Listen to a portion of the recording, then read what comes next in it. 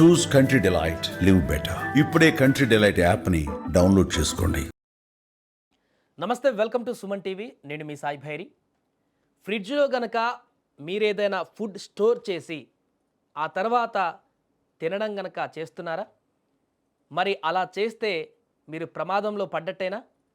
ఫ్రిడ్జ్లో స్టోర్ చేసిన తర్వాత ఆహారాన్ని, ఎలాంటి ఆహారాన్నైనా తీసుకుంటే అది మనిషికి మంచిదా, లేకుంటే ఇబ్బందికరమైనటువంటి పరిస్థితులకు దారితీస్తుందా? తెలుసుకునేటువంటి ప్రయత్నం చేద్దాం. మనతో పాటు డాక్టర్ చరణ్ కుమార్ గారు జాయిన్ అవుతున్నారు, ఎలిడెంట్ హాస్పిటల్స్ డాక్టర్. సార్ నమస్తే సార్.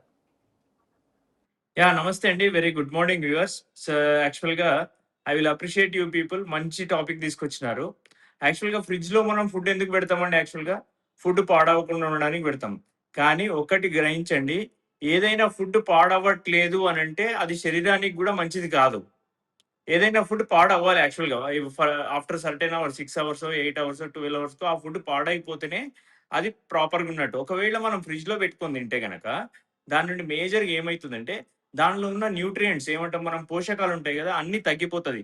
సో, మీరేదైతే మనము క్యాలరీస్ లెక్క పెట్టుకొని ఇంత ప్రోటీనొస్తది, ఇంత హైడ్రేట్స్ ఒస్తాయి అని జెప్పి మనం కాలిక్యులేట్ చేసుకొని తిన్నా గూడా ఆ రకంగా మీకు దాంట్లో ఉన్న మినరల్స్ గాని, ప్రోటీన్స్ గాని, కార్బోహైడ్రేట్స్ గాని అన్ని రకాలుగా రాకపోవచ్చు.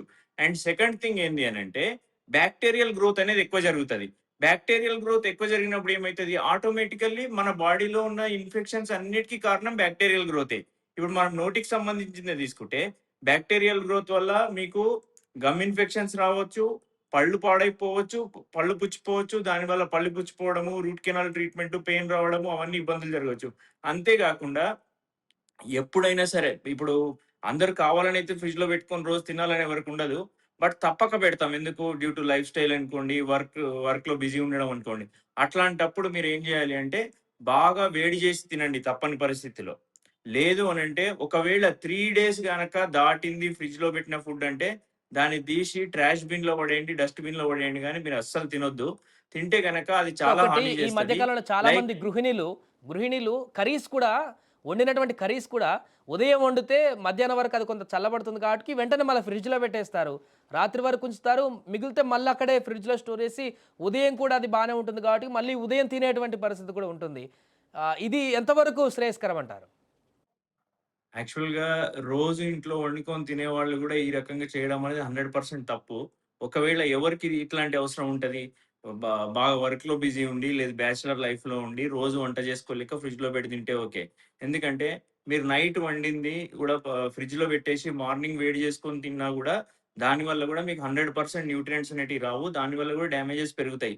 వీలైనంత వరకి వండిన తర్వాత 3-4 అవర్స్‌లో ఫుడ్ అనేది ఫినిష్ చేసేయాలి. ఇప్పుడు మార్నింగ్ బ్రేక్‌ఫాస్ట్ చేస్తారు. లంచ్ తీసుకొని బాక్స్ కట్టుకొనొస్తే, ఆ బాక్స్ తినేసేయండి అయిపోతది. కానీ మీరు నైట్ జేసింది ఫ్రిడ్జ్‌లో పెట్టుకొని, ఆ బాక్స్ తీసుకొచ్చి నెక్స్ట్ డే మధ్యాహ్నమో లేకపోతే కొంచెం లేట్ ఈవెనింగ్ వరకు పెట్టుకొని తింటే గనక it is not at all correct. మీకు చాలా డ్యామేజ్ చేస్తదండి అది. ఎందుకంటే బాక్టీరియల్ గ్రోత్ పెరిగిపోతది. ప్లస్ దీనివల్ల ఇంకొక నెగెటివ్ థింగ్ ఏందంటే, ఇదేదో ఈరోజు ఫ్రిడ్జ్‌లో పెట్టి రేపు పొద్దున తింటే జరిగిపోదు. ఇది కొన్ని సంవత్సరాలుగా స్లో పాయిజన్ లాగా మనకు తెలవకుండానే అయిపోతది. ఆ డ్యామేజ్ మనం ఎదుర్కొనేసరికి అరే! దీనివల్ల గదా ఇది జరిగింది అనేది మనకు గూడా అవగాహన ఉండదండి. So, as early as possible ఎంతవరకు మీరు వీలైనంత మీరు దీన్ని అవాయిడ్ చేయగలిగితే అంత బెటర్.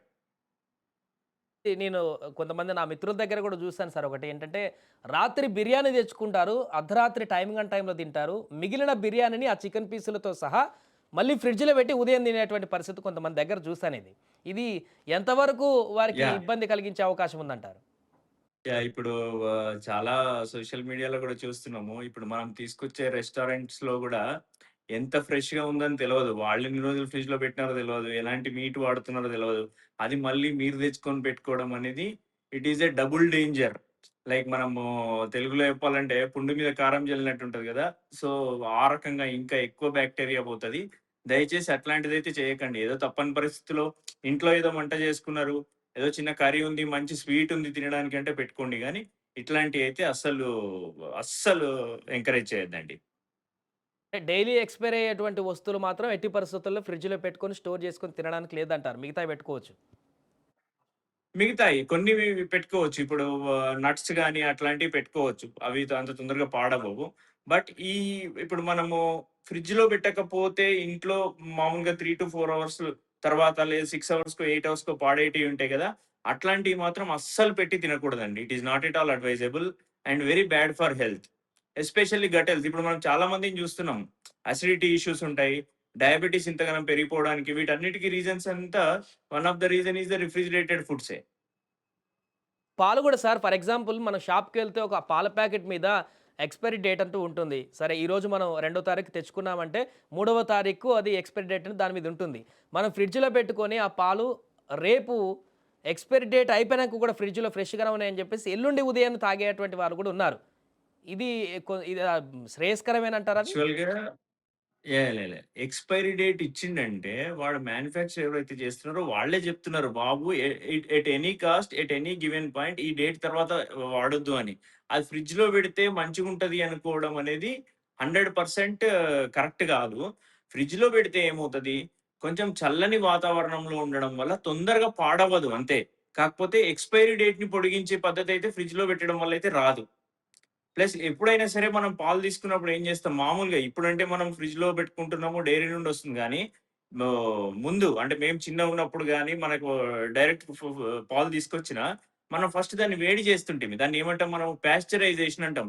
వేడి చేయడం వల్ల ఏమవుతది? దాంట్లో ఉన్న బాక్టీరియా అంతా చనిపోయి, మనకి హెల్తీ మిల్క్ అనేదొస్తది. సీ మనం ఆ రకంగా మనం రిఫ్రిజిరేటర్‌లో పెట్టి తీసుకుంటే గనక, మనకి ఈ పోషకాలు పోతాయి. ఈ బాక్టీరియల్ గ్రోత్ అనేది పెరుగుతది. ఎనీ వస్తువు ఎక్స్‌పైరీ డేట్ దాటిపోయింది అనంటే, మీరు ఫ్రిడ్జ్‌లో పెట్టినా గూడా వాడకూడదు. సార్ మీరు చెప్పినట్టే అంటే పాల ప్యాకెట్ తెచ్చి డైరెక్ట్ ప్యాకెట్ పెట్టేసి ఫ్రిడ్జ్‌లో పెట్టేస్తారు.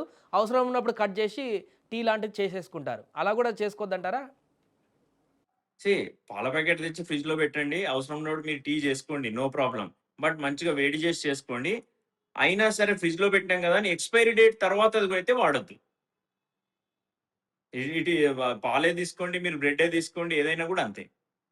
Sir thank you so much sir. అది మొత్తానికి ఫ్రిడ్జ్ ఉంది కదా అని చెప్పేసి ఇంట్లో ప్రతి వస్తువు కిచెన్‌లో ఉన్న ఏ వస్తువు పడితే అది ఫ్రిడ్జ్‌లో పెట్టి స్టోర్ చేసి అది ఫ్రెష్‌గా ఉందిగా అని చెప్పేసి తర్వాత డేస్‌ల్లో తిందాం అనేటువంటి ప్రయత్నం చేస్తే ఆరోగ్యానికి చాలా ప్రమాదం జరిగేటువంటి అవకాశం ఉందంటూ కూడా డాక్టర్ గారు చెప్తున్నారు. కొన్ని ఉన్నాయి లిమిటెడ్‌గా నట్స్ లాంటివి గానీ మిగతా ఎక్సెట్రా ఐస్ క్రీమ్స్ అట్లాంటివి పెట్టుకోవచ్చు గానీ డైలీ ఫుడ్స్ రైస్ కానీ ఇలాంటి కర్రీస్ కానీ డైలీ ఖరాబ్ అయ్యేటువంటి ఫుడ్స్ మాత్రం స్టోరేజ్ చేసి తింటే మాత్రం ఆరోగ్యానికి హానికరం అంటూ కూడా చెప్తున్నారు. చూస్తూనే ఉండండి సుమన్ టీవీ.